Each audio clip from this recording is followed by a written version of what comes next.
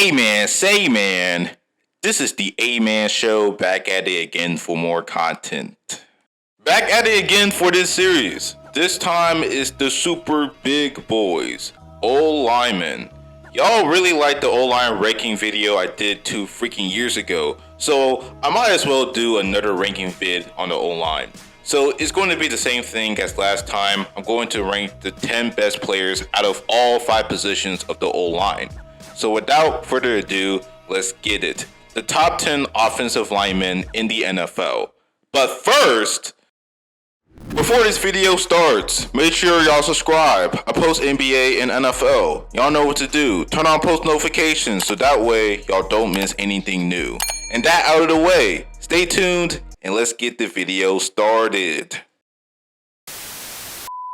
So kicking off with the number 10 spot, I have Andrew Thomas. Thomas has been one of the most underrated players in the NFL, and him being an O-lineman, being underappreciated is an understatement. Thomas made his first All-Pro selection by making second team All-Pro. Out of 1,000 snaps, Thomas only allowed 3 sacks and has one of the highest pass blocking grades in football at an 89.9. He has been one of the biggest contributors to the Giants' surprise season last year, especially for the running game. People were already calling Andrew Thomas a bust after his disappointing rookie year, but over the last few seasons, he has made significant improvements to his play, and now he is for sure one of the elite tackles in the game and rightfully deserves to be on my list. Now coming in at the number 9 spot, I gotta go with Creed Humphrey. Humphrey is without a doubt the most underappreciated player on the Chiefs. A lot of people really overlook the fact that Humphrey from 21 to now made not only 2 Pro Bowls, but made 2 All-Pro teams. One of them is a first team All-Pro selection. Last year, the guy only allowed 18 pressures and no sacks. That's impressive, and in fact, in the last 2 seasons, out of 1,400 snaps, the guy only allowed a sack and 28 pressures. Most centers haven't been this dominant and impactful, especially in pass protection, as Creed Humphrey. He's one of the top 10 players under the age of 25, and you can make the legitimate claim that he's the best center in all of football. But personally, he's a tad bit short of being the best player at his position. Coming in at the number 8 spot, I have Quenton Nelson. Nelson did have a decline last year, and not only just last year, the year prior last year. He went from being a consensus first team All-Pro performer to now a Pro Bowl level guard with a questionable contract. And because of that, the Colts O-line haven't been that dominant, let alone struggling throughout last season. And I think that him struggling to contain other opposing defensive linemen has to do with it. Don't take my word for it. Even Nelson admitted that he needs to be a little bit better with one-on-one blocks going into this season. Despite that, Nelson is still one of the top 3 guards in the league. There have been multiple times where he looked like his dominant self from seasons past, but it hasn't been as consistent. And so Nelson has to be more consistent in order for him to be among the best of linemen, and also to prove why he deserves that lucrative deal he signed in last year's offseason. At the number 7 spot, I have Chris Lindstrom. Lindstrom is finally getting the recognition that he deserves. The guy has been the catalyst for the NFL's 3rd ranked rushing attack. Recently, he just signed a massive deal worth 5 years worth $105 million, and reacting to that signing, he deserves it 100%. The guy is probably the best run blocking guard in the NFL, while not being the most physically opposing guard out there, but his technique is almost near perfect, and that's what makes him such a dominant force in the running game. The only thing that is holding him back from being in the top 5 is the pass protection, as he allowed 5 sacks in total last season. But other than that, Lindstrom's elite run blocking ability is super essential for any other team that strives towards having a successful rushing attack. Coming in at the number 6 spot, I have Laremy Tunsil. Tunsil keeps on proving why he's one of the elite tackles in the NFL by having a career year last season. Despite playing for a shit Texas team last year and Tunsil himself dealing with penalty trouble, Tunsil anchored one of the more underrated O-lines in football. Out of 676 pass blocking snaps, he only allowed 17 pressures and 1 sack. Yep, you heard that right, 1 sack.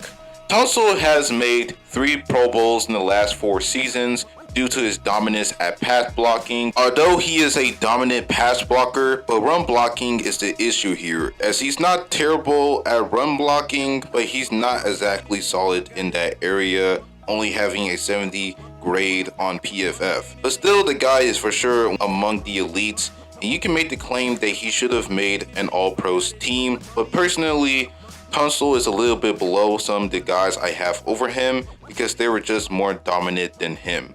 Now in the top 5, coming in at the number 5 spot, I have Jason Kelce. Kelce is still the best center in the game, one of the most decorated O-linemen in history, and also the best center in NFL history. Over a decade-long career, he has been a 5-time Pro Bowler, 4-time All-Pro, and judging from last year, it seems as if he's not slowing down. He's still one of the best run blocking O-linemen, and pass blocking wise is even better. Kelce has not allowed a sack in over 1,000 snaps during the 2022 season, and because of that, he will make first team All-Pro. Of course, him and Lane Johnson were the biggest contributors for the best O-line in the NFL last year, along with the best rushing attack. Kelce is going into his age 36 season, and I don't know if he will hold up much longer as far as his play goes. I won't be surprised if he makes another All-Pro selection, but I also won't be surprised if he declines that season. Coming in at the number 4 spot, I have Tristan Wirfs. Wirfs made his 2nd consecutive All-Pro team last season. Although he played 13 games last season, but his superb play during those 13 games makes it up. Wirfs, despite losing Ryan Jensen due to injury, Alex Kappa in free agency, and Ali Marpet to retirement, Wirfs anchored the NFL lowest 22 sacks. Wirfs played 931 snaps, and in these snaps, he only allowed 2 sacks. Wirfs is one of the best at pass blocking, and even as far as a run blocker, he's not as great compared to pass protection, but the guy is fairly solid as a run blocker. But as a pass blocker, the guy is a legit shutdown tackle. He has the lowest pressure rate per 500 pass attempts. Wirfs is the real deal, and I can't believe why people are not considering him as the best player on the Bucs last season. The guy clearly has a track record to be considered. Wirfs at the number 4 spot on my list. Coming in at the number 3 spot, I have Zach Martin. When it's all said and done, we really need to make an argument for Zach Martin as the best offensive lineman in Dallas franchise history. The guy has as many Pro Bowls as total career penalties. That is insane. And also, despite 1 year, and that is in 2020, every year he made an All-Pro team. No guard in NFL history has been this elite for the past 15 to 20 years than Zach Martin. And even when the Cowboys had the best O-line in football during the late 2010s, Martin was always the leading anchor on this dominant O-line.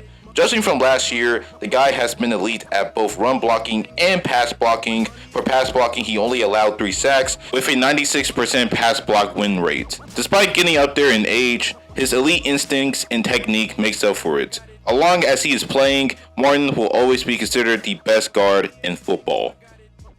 At the number 2 spot, I have Lane Johnson. Johnson has been the best player on the best O-line in football, and is pretty self-explanatory. Although the guy dealt with injuries all year, he still put together his best year as a pass blocker. Out of 972 snaps, he allowed 0 sacks in the regular season and in the playoffs, and his 90.1 pass blocking grade is only trailing by Laremy Tunsil. Hadn't he gotten injured, he would have had the best pass blocking grade out of all tackles. Johnson is a certified shutdown tackle, a guy who can give elite pass rushers a very tough time, Micah Parsons for instance. Johnson made his 2nd consecutive All-Pro team, named to his 2nd first-team All-Pro. As Johnson is in an Eagles uniform, the Eagles will continue to be at least one of the 3 best lines in football. And at the number 1 spot, you guessed it, is Trent Williams. It's set in stone that this guy is going to be a first ballot Hall of Famer when it's all said and done. Williams has been the top tackle in the league, or at least among the top 3 tackles in the league for over a decade. The most nastiest and grittiest player at his position, made his 2nd consecutive first team All-Pro selection, and at 34, it seems as if he hit his prime. On PFF, Williams has the highest grade for tackles for the last 3 seasons. No other tackle has been this elite at pass and run blocking, and judging from last season, out of 526 pass blocking snaps in the regular season and in the playoffs, he only allowed 19 pressures, and just 3 of them were either hits or sacks. Just giving y'all a rundown of how incredible Williams is as a player, being the heart and soul for the 49ers. It's really great to see Trent Williams actually play meaningful football rather than wasting his career in Washington.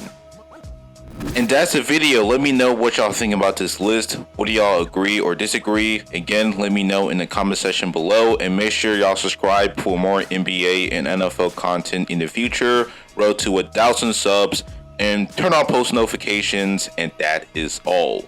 Stay litty. This is the A-Man Show. Sign out.